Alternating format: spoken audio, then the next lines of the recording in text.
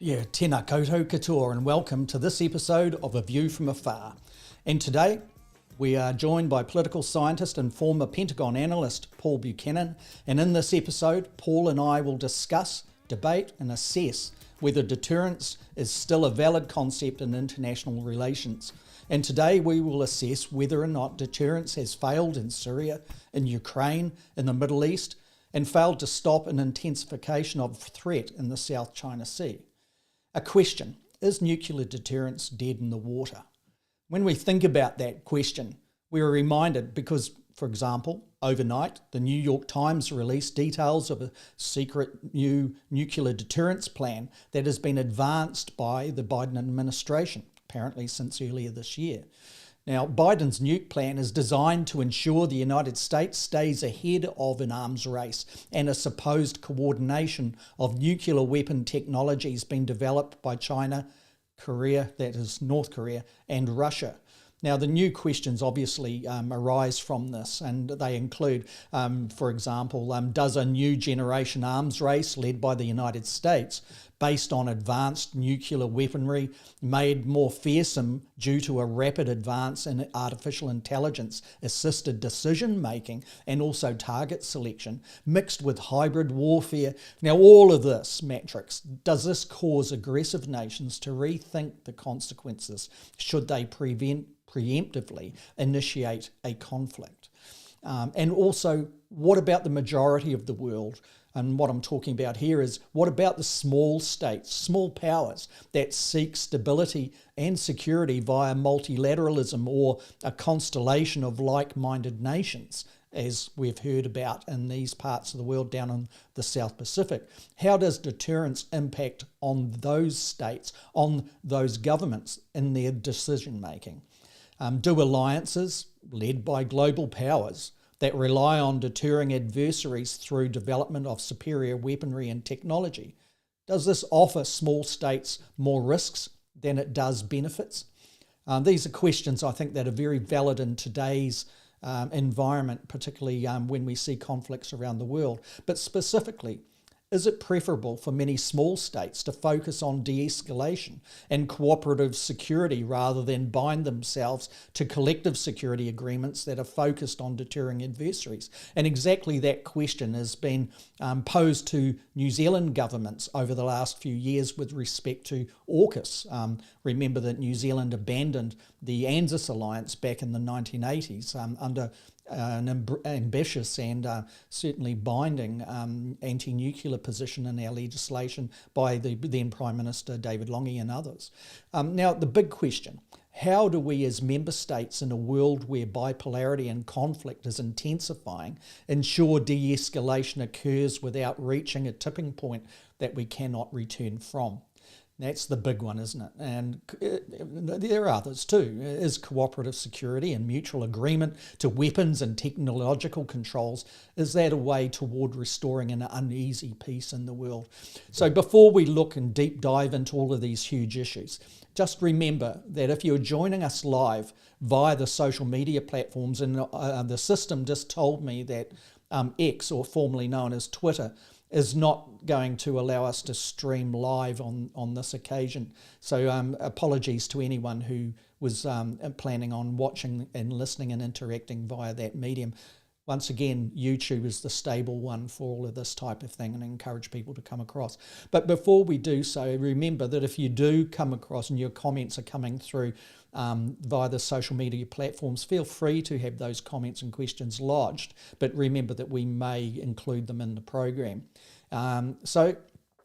With all that said and done, this big introduction, but taking some of the heavyweight lifting off Paul's shoulders as far as defining what the program's all about, we'll cross now to Paul, who is certainly waiting online to discuss and get into this big issue with all of these different questions and angles. Thanks for bearing with me with the introduction. Kia ora koutou, Paul. How are you today, Iho? I'm doing very well. Kia ora to you and the audience. Yeah, it's been a while since we've been able to talk, but thankfully we're back. And yes, the issue is topical, but it's also historically significant. That is deterrence still a useful concept in international relations? And I thought I'd start by spinning a personal anecdote so people understand how I've come to this subject and feel comfortable discussing it. Both at Georgetown and at the University of Chicago, when I did my MA and then my PhD, I studied under some of the leading nuclear strategists the United States had at the time, including Henry Kissinger's first class at Georgetown. Henry Kissinger wrote a book called Nuclear Weapons and Foreign Policy in 1959. I studied under a man called Albert Wohlstetter, who I think in the past we've talked about. He was part of the Manhattan Project. He was one of the targeters, Air Force targeters for Hiroshima and Nagasaki, and has some incredible, he's now dead, but had some incredible stories about the uncertainties involved in that first nuclear attack. Later on, and so I had that, I got my degrees, but I had nuclear strategy just layered into me, both the reading those guys required. I also studied under someone called Morton Kaplan, who wrote the definitive book on international systems theory and balance of power within them. So I say all that because I'm pretty well read on the issues of deterrence, certainly at the nuclear level. Well, 10, 15 years after I got my PhD, not even that, I wound up in the Pentagon. And this is going to be germane to our conversation today, because when I arrived in the Pentagon, I was the head Latin American guy. But the U.S. operated under notions of collective security. And collective security was focused on deterrence through superior counterforce. Counterforce means I've got more weapons than you do, and if you attack, you will suffer irreparable losses. So collective security deterrence is based on threat, visible threat. The other guy sees what you have and goes, nah, I'm not going to try it. And that was, of course, the standoff during the Cold War between NATO and the Warsaw Pact, which NATO tended to err on the quality side. Warsaw Pact tried to err on the side, the quantitative side, the numbers side. But it was all under a nuclear umbrella, a standoff where neither side was going to make a move preemptively because they knew that the retaliation would be devastating. Well, when I arrived in the Pentagon in 1993, Clinton had just come to office, and his Secretary of Defense, by the name of William Perry, before he became Secretary of Defense, he was the provost at Stanford University. And he had written a book along with a couple others called A New Notion of Cooperative Security, or something to that effect. And basically, the Clinton administration in its early days was trying to switch off of notions of collective security via superior counterforce and towards notions of cooperative security. And remember, they were thinking post Soviet Union, Russia, specifically. But the idea was, instead of doing superior counterforce and not really worrying oneself about why the enemy is the way he is, uh, engage in confidence and security building mechanisms. CSBMs is the acronym, where you agreed to show your adversary part of your arsenal and say, look, this is what we got. Now you show me what you have. And based upon that verification of each other's arsenals, begin a process of arms reduction. And so we would trade off ICBM launchers, the missiles. Russians would come, they would go to the US bases and watch these things get cut in half. And then Americans would go to Russia and they would see the same process over there. And all of it was negotiated. And the idea was, I used to laugh and say, oh, this is the I'll show you mine if you show me yours approach to security. And I was tasked with delivering cooperative security to the American approach to Latin America, because there are some fierce rivalries in Latin America. Some countries don't get along. And so one of my main jobs was to interact with people from the region, military people in particular, and say, look, if you could try implementing some of this, let's just say, for example, Chileans and Peruvians have a history of unpleasant relations. And from time to time, it results in people shooting at each other along their common border. So, the idea was, hey, if we can get you guys to sit down and look at each other's arsenals and realize that, you're not intending, bad things. And all of this is premised on avoiding what is known as the security dilemma. The security dilemma is a situation where a country sees an adversary arming themselves and concerned about this adversary gaining a strategic advantage. That actor begins arming himself as well. The first party sees this and says, oh, look, he's trying to get an advantage on me. And before you know it, you have a spiraling arms race in which miscalculation and mistakes can lead to war. So the security dilemma is an integral concept to international relations, and cooperative security was designed to diminish the possibilities of that happening because, and here's how we get back to today's show, deterrence based on superior counterforce contributes to the security dilemma. You're always trying to get one up on the other side. And so it actually, although it purports to promote stability, and during the Cold War, at least at the nuclear level, it did, it's inherently unstable because adversaries will always seek advantages over each other. Now, that's the past. And what I've learned over the years is we have what is known as strategic and tactical deterrence. And again, always best on what we might call counter threat, and symmetrical or positive asymmetrical advantage. What do I mean by that? Well, strategic deterrence is nuclear deterrence, basically the big picture stuff. You will not threaten my homeland because the retaliation will destroy yours. Okay, so it's that whole having a second strike capability. It's the basis for the nuclear triad, air, sea, land, all that sort of stuff. But sometimes a lot of force is too much force.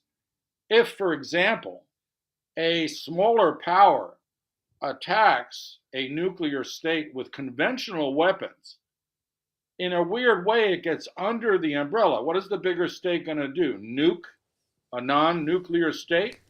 Can I just comment that, well, just let on me that just say, point? Yeah. well, let me just finish that. That's where tactical deterrence comes in. You've got to be able to deter through the full spectrum of force and either keep a symmetry at those levels or at least have a positive asymmetry, that is, an advantage on your side that you can hold in reserve. And There's a little bit of a challenge on that. There's probably a good. Sorry to interject in the middle of no, you're defining out the scope of the program. But there's an interesting kind of approach to this that was written by Commander Robert Greene. He's a former commander in the British Royal Navy, of course, and has lived in New Zealand for quite some time. And Commander Robert Greene was in charge of the Buccaneers during the Cold War, the nuclear strike jets that the UK had, particularly under Thatcher's time. And actually his target was Leningrad, basically. And so he was right within the nuclear doctrine in this sense of deterrence. Now, he wrote a book called Security Without Nuclear Deterrence, and in that he makes a pitch for saying, and it's exactly what you're talking about, that when, as you've laid it out, but when George W. Bush came in, we saw the National Security Strategy document being once again tabled and then relied upon, that it gave the United States, from the United States' position,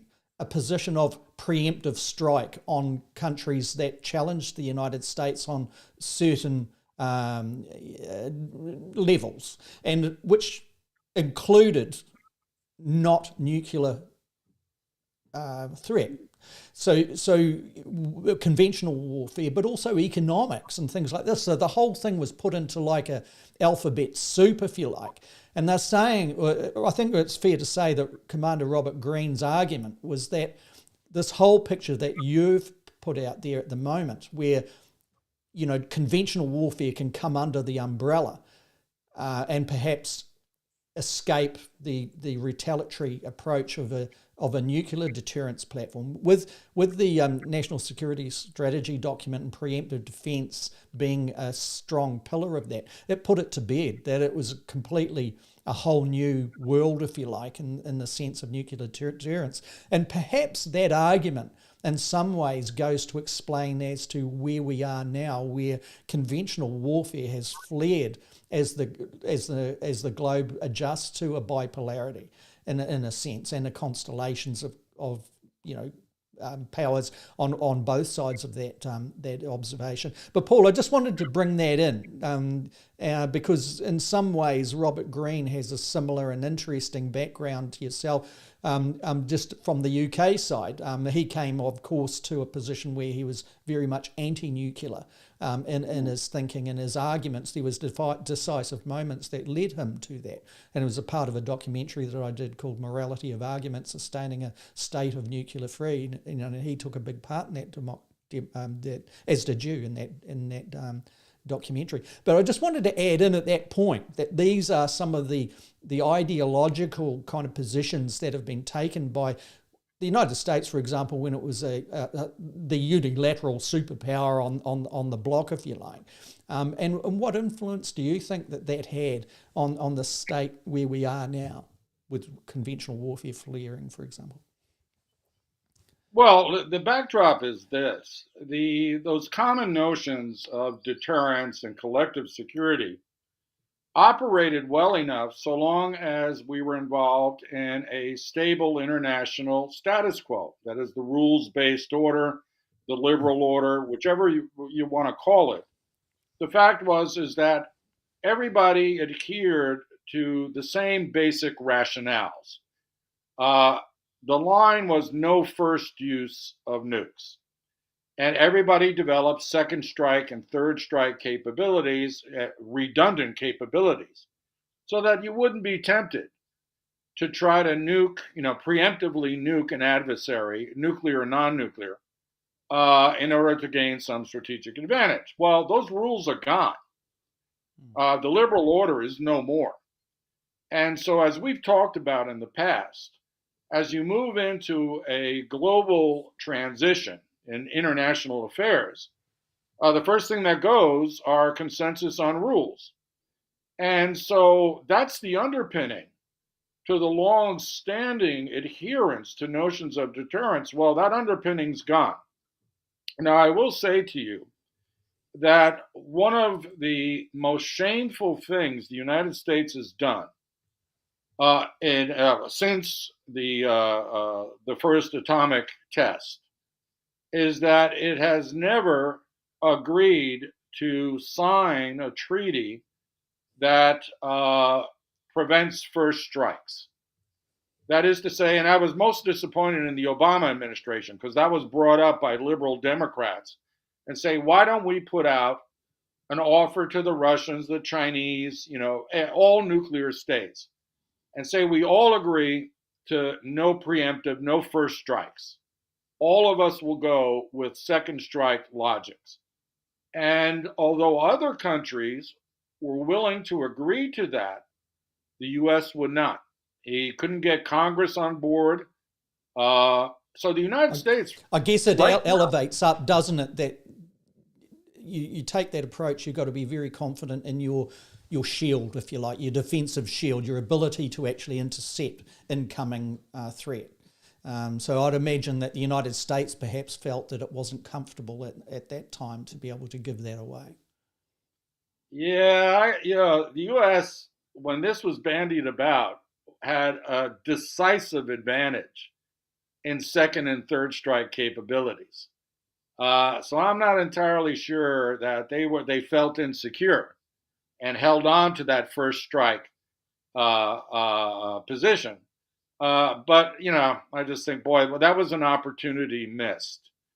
But more significantly, as the rules-based order has broken apart, we're seeing the emergence of, if you will, sub-nuclear standoffs.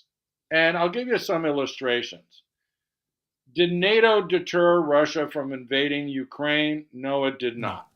No. Now, and well, people argue, well, but Ukraine wasn't a NATO member, so it wasn't Article 5 and all that. Ukraine is in Western Europe. The Russians invaded a sovereign country. There are many reasons to say to them, don't do this. Now, ironically, the Russians have been waving around their nuclear deterrent and say, if you, the West, gets involved and you send certain weapons to Ukraine, we may use tactical or theater nukes. Well, guess what? The Ukrainians just invaded Russia, have taken 350 square kilometers of territory, and the Russians have done jack. And that's because they're not going to nuke Ukraine over a conventional excursion. They realize that genie, can't be pulled out of the bottle right now. Even with tactical? If they engage in a tactical exchange, and there's many reasons, right? Remember, we talked about even mundane things like the wind drift, right? If you shoot something into Ukraine, that radioactive plume is coming back into Russia. So there's logical reasons why they wouldn't do it. But let's think of this. The United States and its allies warned China repeatedly that if it engaged in this island construction project in disputed waters in the South China Sea, that it would face dire consequences. The Chinese have ignored every warning, and it was the U.S. deterrent that was supposed to keep the Chinese at bay, that the U.S. would arrive with carrier task forces and whatnot. So again, it's sub-nuclear, but it's a formidable array of force. And the Chinese called their bluff, just said, you know what, you guys are not going to do anything. Okay, well, at this point, let's just bring in up on screen. We mentioned it in the introductions, didn't we? And Paul, you're abreast of this also overnight, New Zealand time. So as we're preparing for the program, the New York Times, as people who are viewing this podcast, but I'll read it out for those that are listening. The New York Times reported that the Biden administration has approved secret nuclear strategy refocusing on China threat plans. What it says in here is, in classified documents approved in March, the president ordered United States forces to prepare for possible coordinated nuclear confrontations with Russia, China and North Korea. It goes on, it's an interesting piece, and those that have access to it, I'd encourage you to have a read of this. It goes into basically laying out some very detailed approaches to the United States ensuring that it has supremacy in this particular space. And once again, nuclear deterrence being the argument and the doctrine of which it's relying on to assert itself, but also for its defensive planning. I'll just bring up on screen also something that Paul and I talked about in the preparation for this program. And this is something that the New Zealand Defence Force took part in by way of concept most recently over in the United States in different locations with the hybrid warfare, but basically AI and high-tech developments that have brought a sophistication and perhaps a supremacy in this kind of high-tech weaponry space. It's also, what I'm bringing up on screen is Palantir, for example, Palantir.com. We know that that's Peter Thiel and others that are behind Palantir. Now, what it has done is for quite a long, many years now, has built systems that interact and also gel and in a corporate government defensive and strategic space. And it's Palantir is very, very much entwined in it, to the point now where United States defence bodies like the Pentagon and others make reference to it when they are in their exercises with allies and friendly nations. But what I'm bringing up on screen it shows some of the things that Palantir brings to the table. And it's the artificial intelligence, for example, where it applies a more sophisticated approach to targeting and certainly decision-making in a theatre of conflict. And those kind of things send up real big red flags for me in the concerning areas. But look, once again, I would encourage people to go and have a look at Palantir.com, have a look at what it's doing. Let's bring up on screen another part of it. And there's just another layer perhaps of not just new weaponry of a high-tech nature that intersects with conventional weapons, hybrid weaponry, but also nuclear weaponry. But this whole picture of between corporatization of some of the more sophisticated elements of the technologies, bedding in with the governments of the day, particularly with the United States leading this charge and being able to deliver what they believe is a very strong package, which would deter perhaps other nations from attacking the United States on different levels. Paul, I just wanted to bring that in at this point because that puts our space.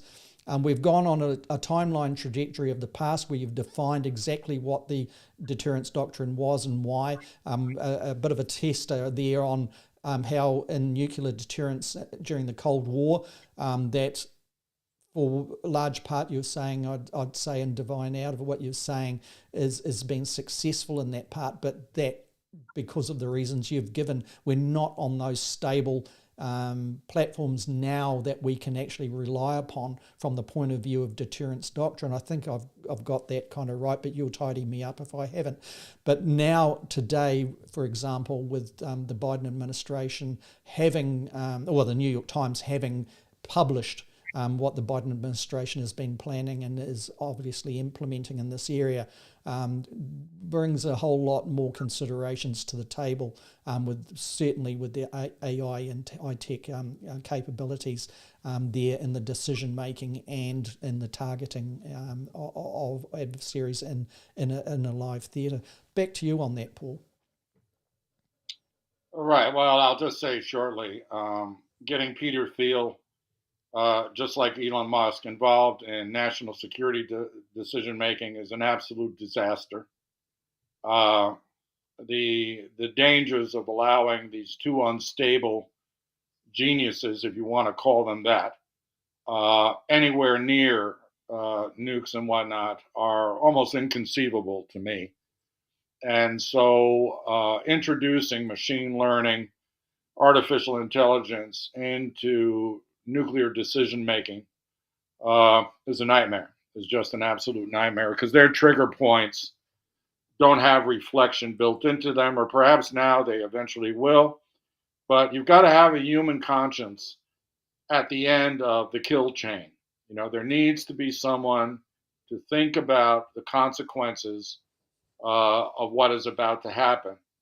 And until such a time as someone can convince me that AI has that capability, I'm going to be wary of those technical solutions. But what I'd like to talk about is we haven't gotten into the morality of the issue so much. But I think that when we talk about the decline of deterrence, what I haven't mentioned yet, and I should have probably done it from the onset, is that deterrence can be opposed or juxtaposed against de-escalation. When I talked about the security dilemma, and that's probably when I should have introduced this term, the trouble with deterrence is it does not lead to de-escalation. In fact, to the contrary. Cooperative security was focused on de-escalating conflicts. The idea was if you see what the adversary has, it turns out he's not as formidable, you were just scared, then you'll stop arming yourself against this mythical threat.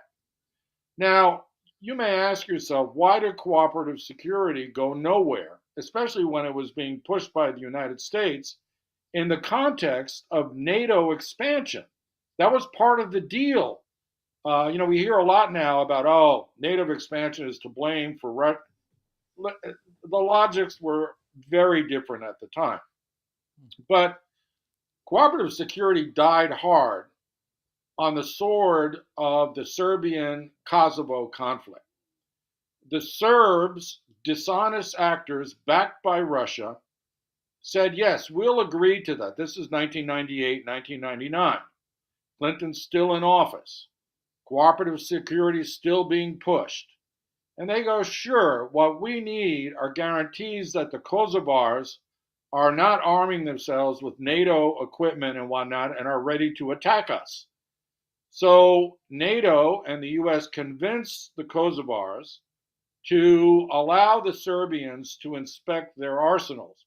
Serbians went in, saw that the Kosovars had pretty much nothing, and then turned around and attacked them and slaughtered them everywhere they could get their hands on, with the full backing of Russia. That was the end of cooperative security, because cooperative security is based on mutual trust. And if you have historical animosities and hatreds that are rooted in pre-modern, again, animosities, religious, ethnic, etc., it's not going to work. It assumes a level of modernity and rationality and good faith. So right now, we're in an era of bad faith. You can't trust any multitude of actors to do, quote unquote, the right thing. And so notions of deterrence, be they strategic or tactical, may simply not apply. But even if they do, they will not result in the de-escalation of conflicts. They, in fact, may result in the escalation of conflicts. That's where the logic would push it that way, wouldn't it? Yeah. Now, you made a good point, and early on, because, and the listeners may or may not know this, but Selwyn and I, it's been interesting to be his friend over these years because he comes from a small state, and he has this small state view of the world. I've dealt, before I moved here and now see what Selwyn sees, I came from large states, and so saw what the large states saw. And regularly, Selwyn and I have these discussions from a different perspective. Well, when we were discussing this show, I was thinking deterrence from a big state point of view. And Selwyn came in and said, yeah, but what about places like New Zealand? Where are they in all this deterrence thing? And here's where I'm going with this. New Zealand has signed on even if it's in Pillar 2, to AUKUS. And AUKUS is about deterrence of the Chinese from moving forces into the eastern and southwestern Pacific, western and southwestern Pacific. And so that is interesting because New Zealand and the island states aggregated in the Pacific Island Forum are much more of the cooperative security persuasion, historically Mm. speaking. They Yeah, would rather, historically speaking. yeah, And look, Ruben Steff, and he's a very highly respected academic and certainly a specialisation in exactly what you're talking about here. He earlier made a comment here, and I communicated to Ruben back on type saying, I'll raise this at the right time during the program. Now's the right time. Ruben says here, good afternoon to you both. Question, New Zealand and Australia are talking of enhancing joint deterrence. He's got in inverted commas there, suggesting we have returned to the single strategic space. Have you got your thoughts on this? And Paul, I just wanted to put that because that's exactly what you're talking about here, isn't it? There's a sense of significant and big change here for New Zealand and certainly Australia in this way. yeah. And good afternoon to Ruben. I have very high regard for Ruben. He's a man who thinks before he talks, unlike some other commentators in New Zealand. Uh, I think the national government, the national-led coalition in New Zealand has gone full sort of Anglo-centric, U.S.-centric. Uh, I'm not particularly impressed with their defense and intelligence ministers. I think that they just follow the lead of the Australians and the United States and the UK in the case of AUKUS.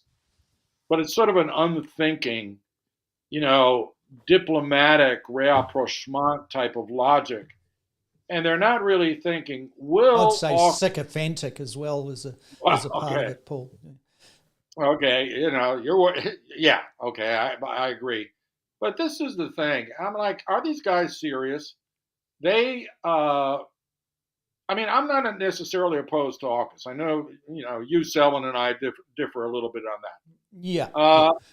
But And I just should say why. I'll just jump in on that point. Why? I think that there are many reasons, but one of the primary reasons now is when you're modelling out your self-benefit or your national interests on such things, when you've got a destabilised lead partner in such an alliance like the United States, where politically things can be determined very, very, very quickly in an area that is not advantageous to a small state's national interests. And I'm talking about the elections being so close with Donald Trump back there.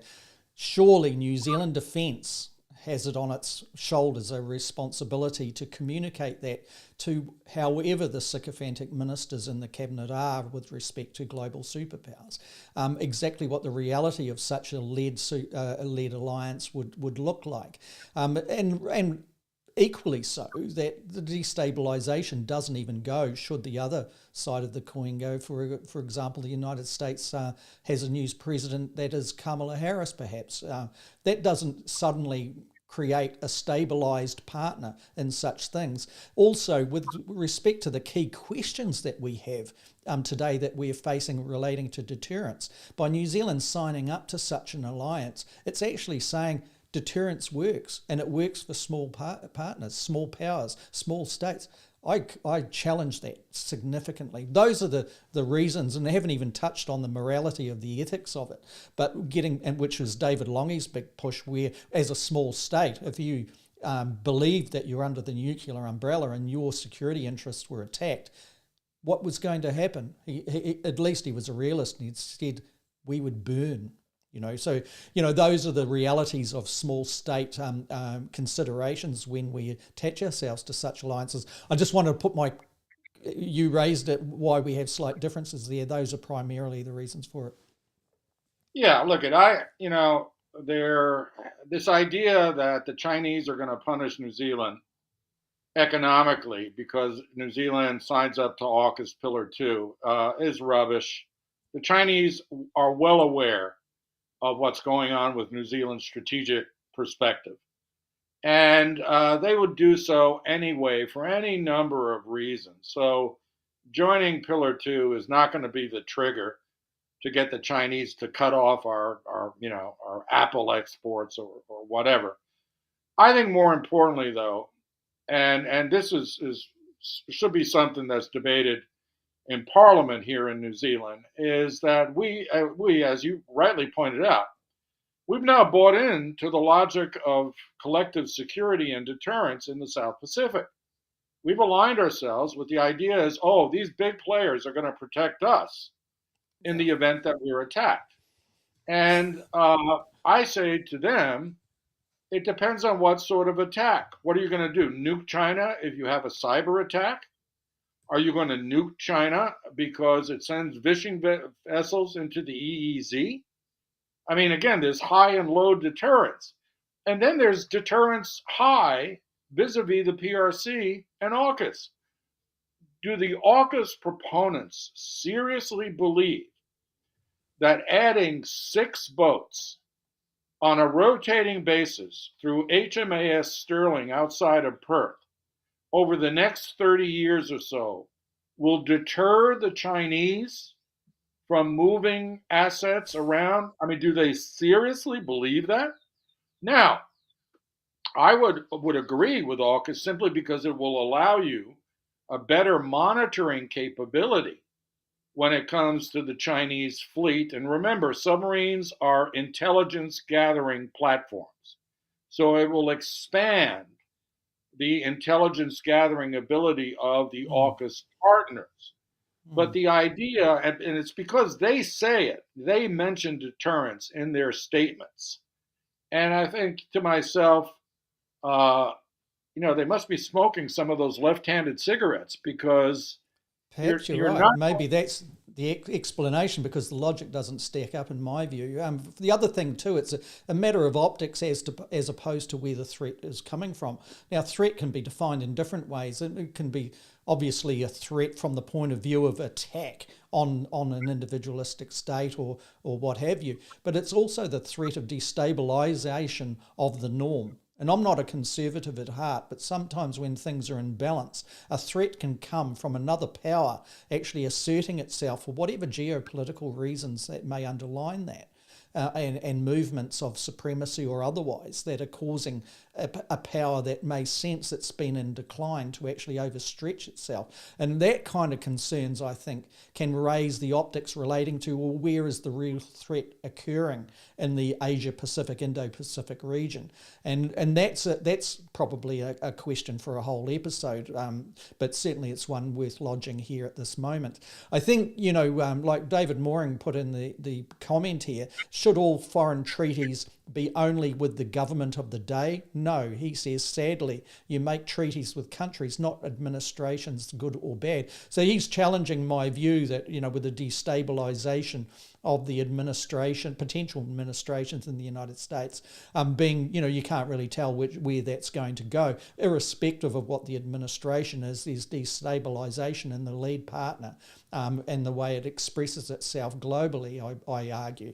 And I believe that in a situation of a small state, small power, even regional powers, that has to be a consideration, because the decision making that comes out of the lead partner in such an alliance will be affected by the administration. So it must be modelled. That's my argument. The other thing relating to AUKUS is, if New Zealand feels that there's going to be some sort of technological or economic gain from its engagement there, they need to go and read some other tea leaves, because I think the Japanese and others have got that well and truly sapped up there. New Zealand just does not have the capabilities nor the resource to develop such sophistications that will benefit itself or its partners. There are other reasons for AUKUS, and they're not among them. So I agree on that point, Paul. But back to you on it. I think we're getting right down to the tin tacks of it. We've got a bipolarity and a constellation of countries on either side, and some,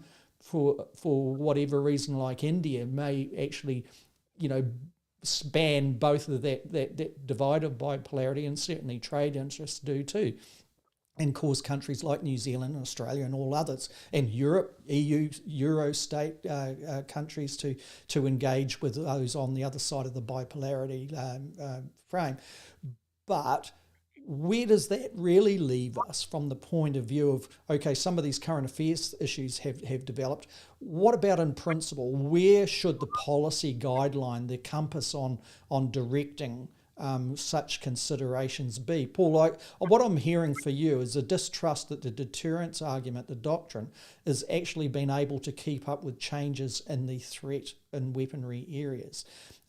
Do you believe, for example, at this stage that with the United States, obviously, Joe Biden's positions on raising this, and the New York Times clearly reporting it, would suggest that the United States feels it's well advanced in the AI technology, the hybrid areas of nuclear and conventional warfare capability. So therefore the defence argument is one again where it has the bigger guns pointed at its adversaries. Do you feel that that is going to work in the medium term, and what does it suggest in the long term to you? Well, it suggests in the first instance that the notion of deterrence has evolved. You see, under the traditional Cold War, post-Cold War notions of deterrence, the adversary was singular. That is, the idea was the Russians or the Chinese would launch an attack of some sort against the United States, or U.S. interests. And I'll just, as an aside, say that I doubt very much that if the attack is not on the U.S. mainland, the U.S. will not respond with nuclear force, which I think its allies need to understand very strongly, including Taiwan. Again, the whole genie out of the bottle thing. Now, what's evolved is that this pronouncement, this order that Biden has just signed, foresees a coalition of adversaries pooling their nuclear resources to use against the United States. That's a scary proposition. The Chinese, the Russians, and the North Koreans launching coordinated attacks against the United States.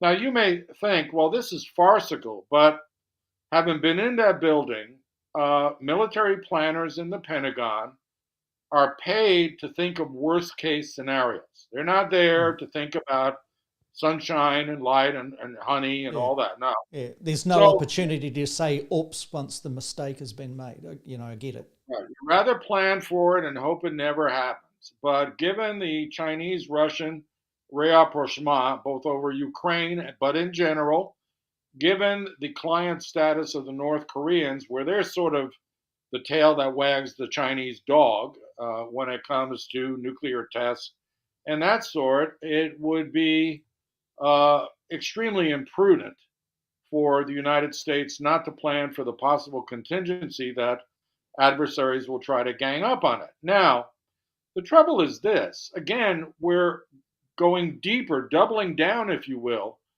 on the escalatory deterrent logic. Forget de-escalation. Now U.S. wants even more sophisticated nukes. I suppose we could look at it from the point of view of arms race period, right, like we saw in the Cold War. So, that might define where we are at the moment, as opposed to where there's an equilibrium and de-escalation of capability. So that'd be correct, wouldn't it? Yeah, we're now. We are in the beginning phases of a new nuclear arms race. I mean, it's very clear.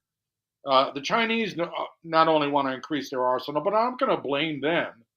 The United States is modernizing its arsenals. All the nuclear arms limitation treaties that were negotiated in the 80s and the 90s are done. SALT 1 and 2, START 1 and 2, the Intermediate Range Ballistic Missile Agreement between the Russians and the United States, done, finished. Yeah. No longer in force. That put the MAD doctrine to bed for quite a long time. So, is there like a situation where we've got a new 2020 type technology, new century type of approach to, or realization of the dangers of that re-entering into the deterrence strategic thinking. Yeah, look, I again, I'll say this again since we've been over this. MAD is no more. It's something that New But Zealanders you think get what about. I'm saying about, no. You get what I'm talking about from the point of view of a whole new tool set of weaponry. That we get beyond a position where we can contain through tactical means, and we've got a big picture result should we go over a particular line. I'm not talking strictly the definitions of MAD. Of course, they're back in the 70s, perhaps overlapping into the early 80s. I'm not talking about, the mutual annihilation through intercontinental strategic ballistic missiles or whatever we want to call them. I'm talking about the same effect happening with the technological advancements that we're seeing in the nuclear arsenal, if you like, leading to a situation where we get back to some of those arguments that existed under the MAD doctrine. That's what I'm talking about here. Yeah, okay, now understood. If anything, these new technologies are going to add flexibility to the response, right? MAD was replaced by flexible response. Things are only going to get more flexible. But let me give you an example of deterrence that is not escalatory. And in this new era, right? Again, high and low deterrence. So Netanyahu and his minions decide that the talks with Hamas are advancing a little too beyond their comfort zone. And so they assassinate the lead guy negotiating for Hamas, a guy who's considered within Hamas circles as a moderate. This fellow Hamiya, I think was his name. Yeah. But who here's was the instrumental in the talks towards ceasefires. I'll just add that. yeah, no. They So killed maybe him that because was a part of it. Yeah, the reason no, for they it. killed him because he was succeeding in crafting a deal. Okay, Yeah, he was a exactly. moderate. But here's the deterrent factor. He was killed in a guest house protected by the Revolutionary Guard. The guest house was on the compound of the Iranian president. He was an official guest of the new inaugurated Iranian president behind very high walls, protected by the Revolutionary Guard, and they put a bomb under his bed.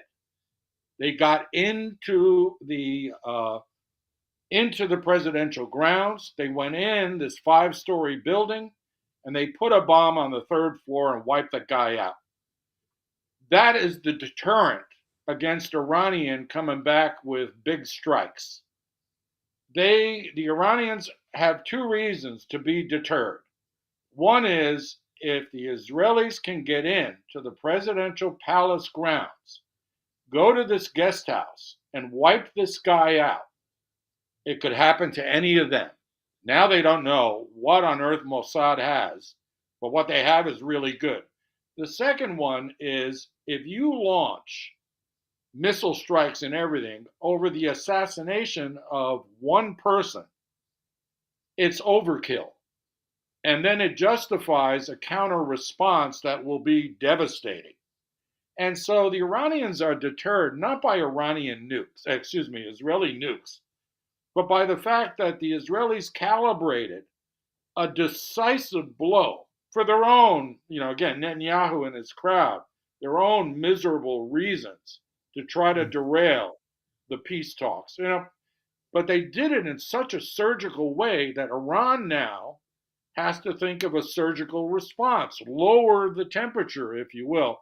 Now, Iran will respond, and it may be someplace else in the world against Israeli interests. I have no doubt of that.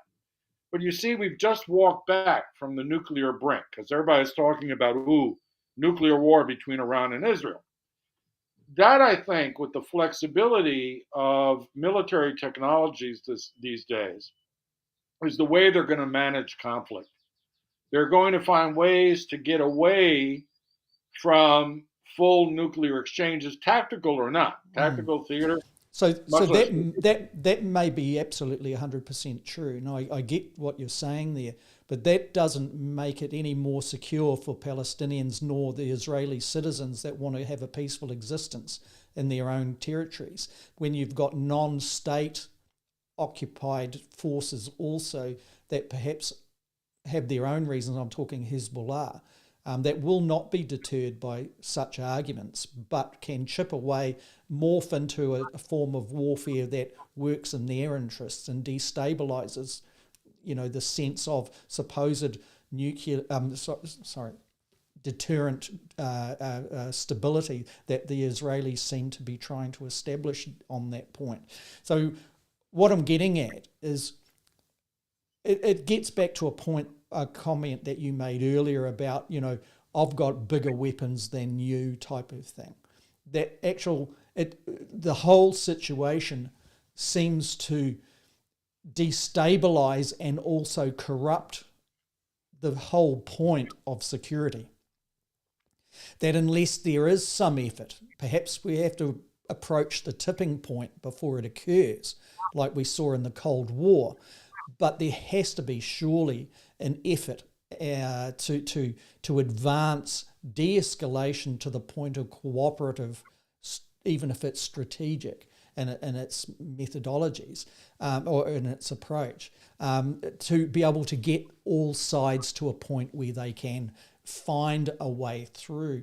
I would argue that my sense is even with flexible approach and deterrence applied through flexible approach, that what it does is ratchet up the risk as opposed to ratchet up a sense of security. And that to me is counter. Perhaps it's small state, small power thinking, but I think that most of the world occupies such a configuration, and that's where the concerns lie in this whole case. If it's argued successfully, and a little bit stumbly there, I'm trying to do a bit of tech stuff at the same on the platform here. But where and how do you get to a point where you can actually start to achieve these types of long-term goals, next generation goals, if we want to put it that way, where stability and not just an edgy security is the reality? Well, I'll just say as a preface to the broader remarks, the strike on this Hamas leader in Tehran pretty much tells you how the Israelis see their strategic priorities.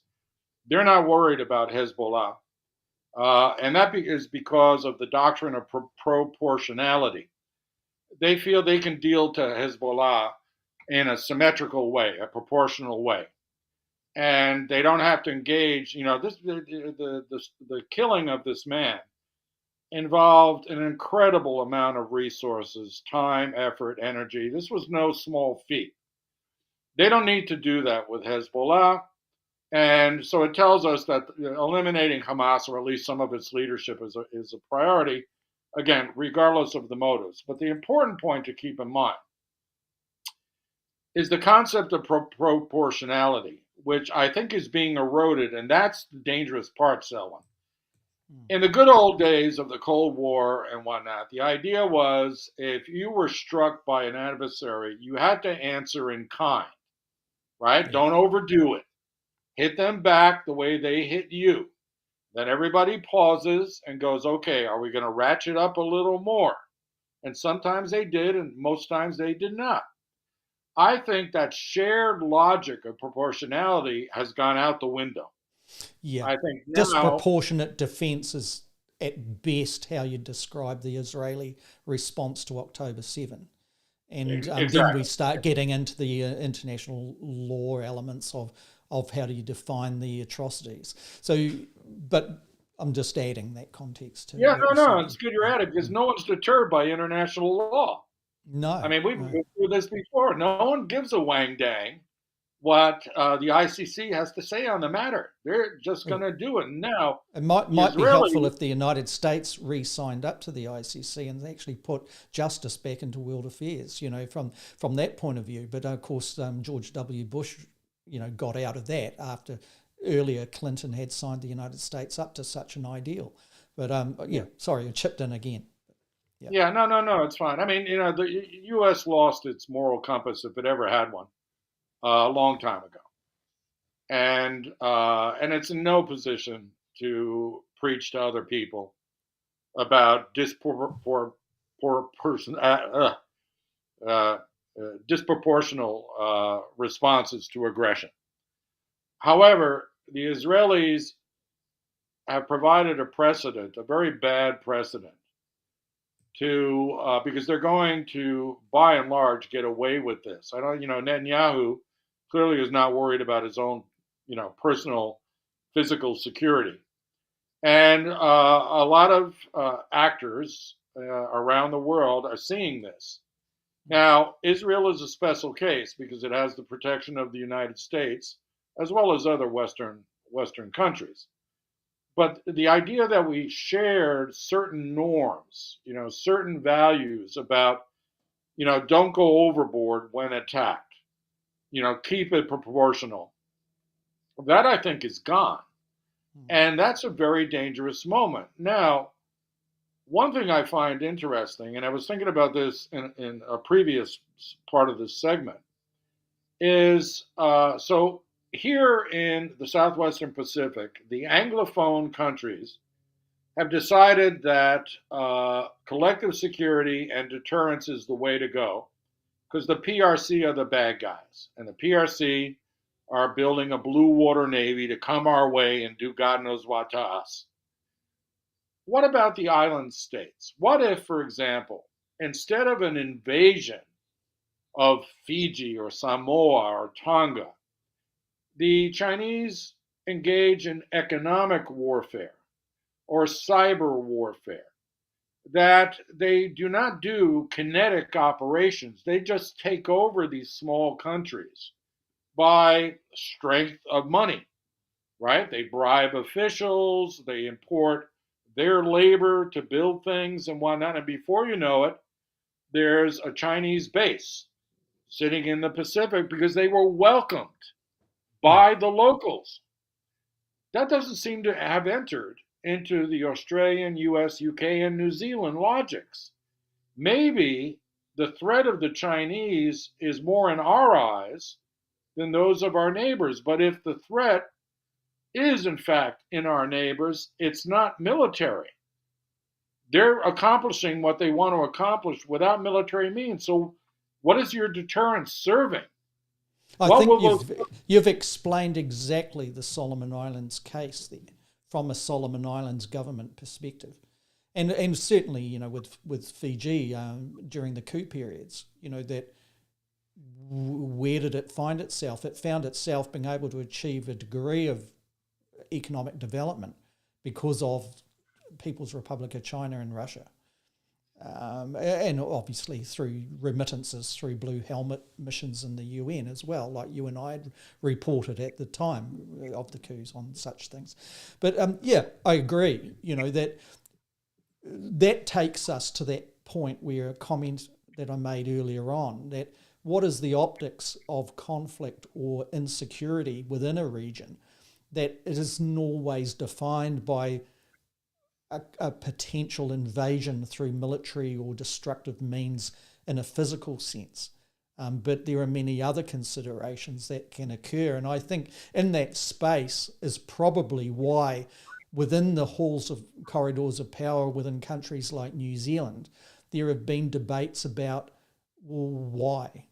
We even see it amongst those that are preoccupied with the economic gains that potentially or have been realised through New Zealand trade relationships and two-way trade advancements with the People's Republic of China, and saying, don't risk it by attaching all of your security efforts too much to the adversaries of the one that we're engaging with on trade. And you see, Don Brash, former governor of the Reserve Bank, you see Helen Clark to a degree, although hers is a much more broader argument, coming in on that. John Key, former Prime Minister of New Zealand, has sympathies in that same way. So I think, where you've got that argument there, Paul, is certainly right at the heart of Pacific Island state politics.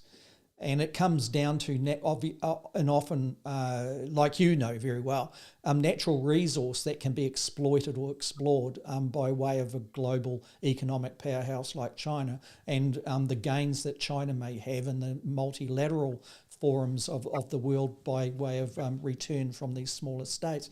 So, yeah, I agree 100% that there are other considerations in that respect. I actually think since we tried to offer solutions as much as we can, Mm. I'm thinking to myself, maybe just the way notions of deterrence have now been expanded rather than contracted. Maybe what we need is to develop notions of collective cooperative security led by smaller states. Remember, we talked about micro and Yeah. micro aggregations, meso aggregations of states. Maybe it's time to think not in terms of bilaterals. I'll show you yours, you show me mine, but that collections of smaller states, medium states, agree to have a look at each other's arsenals. Maybe, they could extend it out to including cyber warfare capabilities and agree to treaties in which the offensive thrust of their military and their cyber capabilities are limited. You may remember it went nowhere fast, but years ago I suggested that New Zealand be one of the first countries, if not the first, to renounce the use of lethal drones. Mm. That we would use drones for reconnaissance, every other thing, but that we would not kill people with them. That we would just do that as an example, much as with our non nuclear stance. Stand in principle that we're not going to use these automated systems to kill human beings. And it went nowhere. Uh, the NZDF, that is the New Zealand Defense Forces, just laughed.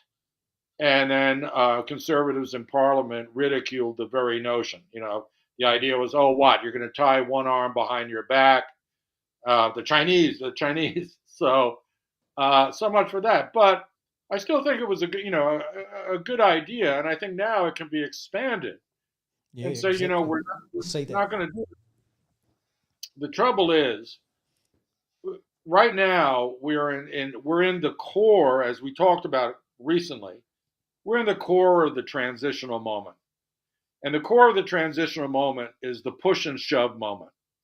All right, people are not sitting down over a cup of tea and saying, "Let's iron out our differences." Right now, might makes right, and we're seeing it all over the place.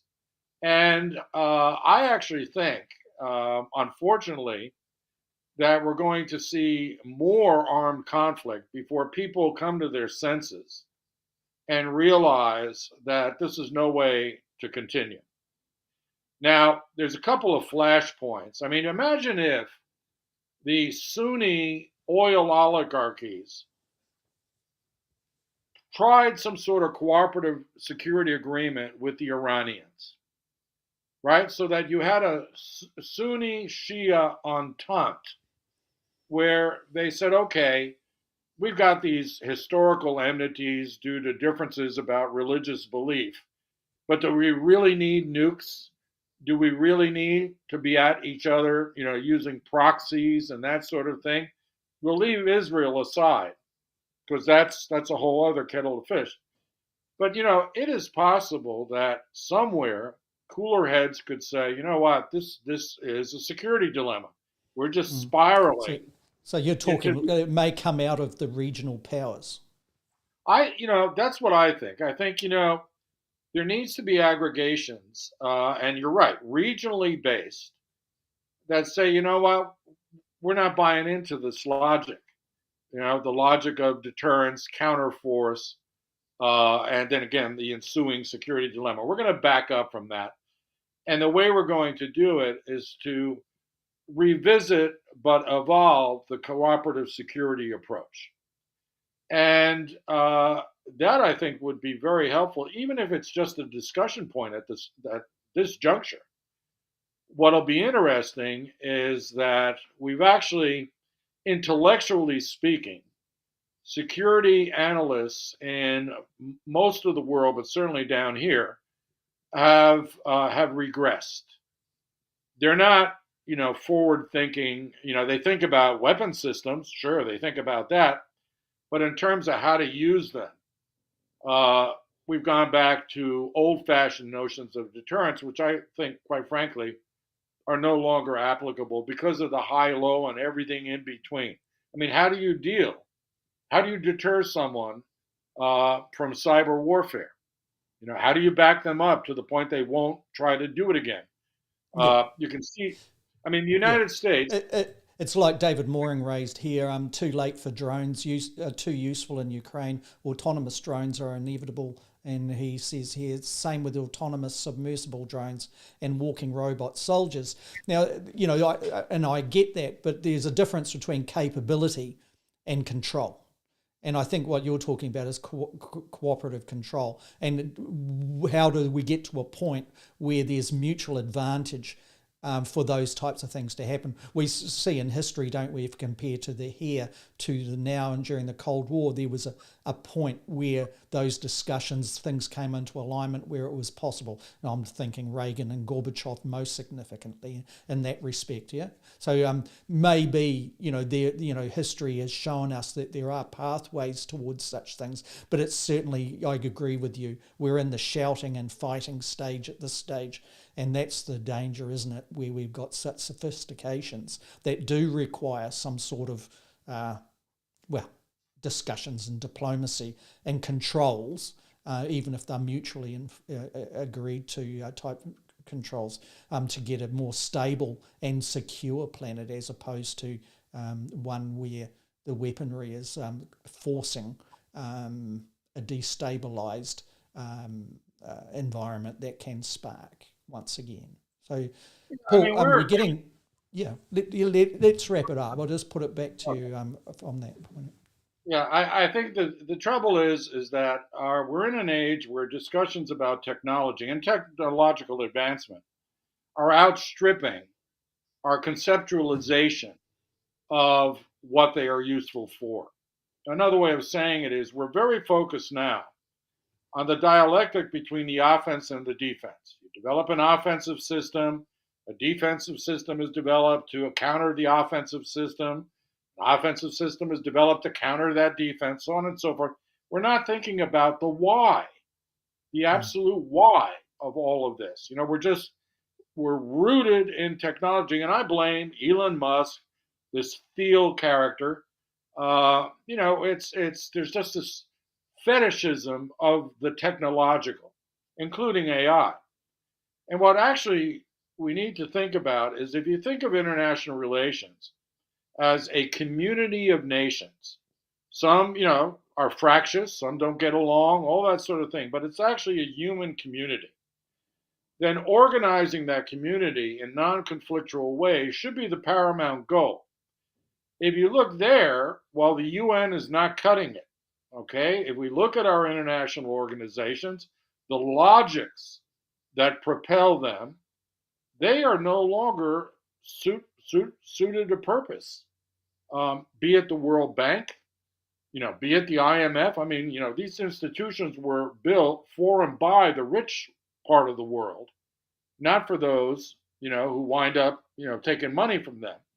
And so I think, we need to back up a little bit and think of how to reorganize this community of nations in a less fractious way.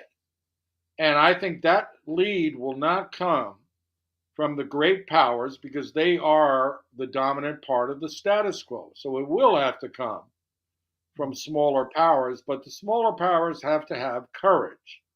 That is, which is very lacking in New Zealand policy making. Yeah, We're a courage as small, opposed to sycophancy is how I once again would right. put I it. mean, it Yeah, would take someone with a backbone to say, you know what, Pillar 2 would be nice if we get technology transfers, but you're throwing us into a mix, a deterrence mix that we're really not buying, which actually is likely not suited for our region.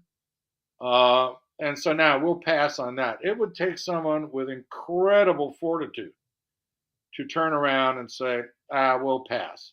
We're there for other conflicts. We're there for humanitarian missions, all that sort of stuff.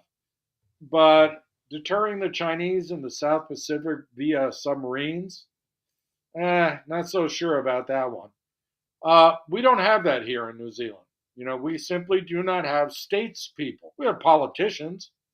We have diplomats, some of whom are very statesman-like or stateswoman-like, but no one in a leadership position at this point. And it's gotten worse compared to the previous government, I'd hate to say. So I think we need to reconceptualize what these new warfare technologies can do for us in terms of de-escalation rather than deterrence. Because to my mind, the two concepts, deterrence and de-escalation, are antithetical. And if they're antithetical, then one or the other will prevail. If it's deterrence to the detriment of humankind, if it's de-escalation, possibly to its betterment, but that remains to be seen. Yeah. Thank you for that, Paul. Thank you to the people that have joined us for the live recording of A View from Afar. It's a massive topic, and we get that. It's been very, very lively in the commentating areas on YouTube. Appreciate people that have come across to YouTube to basically take part in this. We've brought some of your comments into the program, and hopefully that has been a good representation of where you've all been taking your own part of the program and pitching it to each other in the commentating areas. So once again, Paul and I will intend to be back pretty soon. We usually try to strike every 2 weeks, and with an issue that we can get our teeth into, and an issue that we think is timely and needs debating.